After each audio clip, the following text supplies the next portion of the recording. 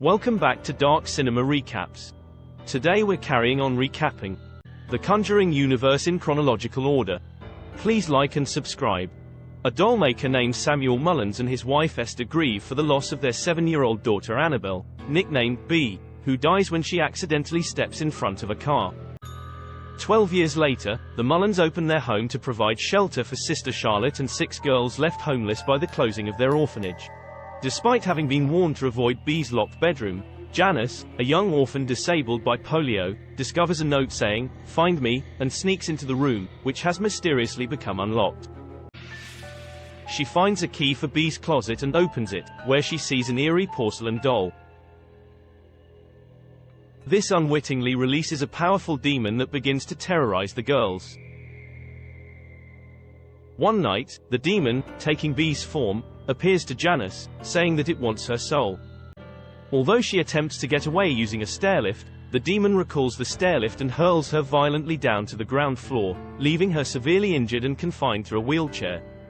Janice's best friend Linda is tormented by the demon.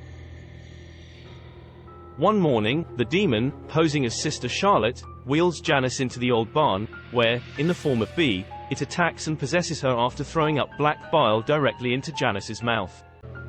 Linda notices changes in Janice's behavior and tells Samuel that Janice snuck into B's room and found the doll. Samuel trusts Linda. Janice, who can now walk, transforms into the demon and brutally kills Samuel, who follows her while holding a crucifix, forcing him to drop it after moving his fingers backwards one by one. Outside, Sister Charlotte hears his screams and is horrified to find him dead on the floor. Linda takes Janice's doll and throws it into the well. A strange noise comes from the well and she is almost dragged into it, but Sister Charlotte saves her. Alarmed, Sister Charlotte speaks with the disfigured Esther, who is confined to her bedroom.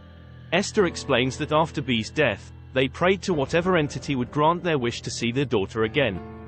An unknown entity answered their prayer, and though they briefly saw B's spirit, the entity convinced them to transfer its essence into one of Samuel's crafted dolls. They happily agreed, but soon realized they had attracted a demon looking for a human host. One night, Esther saw B's spirit transforming into the demon, which then gouged out her eye and resulted in her wearing a half-doll-like mask to conceal her injury and the scars. Enlisting the help of priests to bless the house, they locked the doll in B's closet. Esther and Samuel opened their house as a shelter for orphan children to repent for their actions, but Esther now regrets it since this has provided an opportunity for the demon to look for a human host. The demon murders Esther and attacks Sister Charlotte. The orphans leave the house, but Linda is trapped and hides in B's room as the possessed Janice tries to stab her. Sister Charlotte locks Janice and the doll inside the closet. The next day, police arrive to search the house and find only the doll, which they remove as evidence.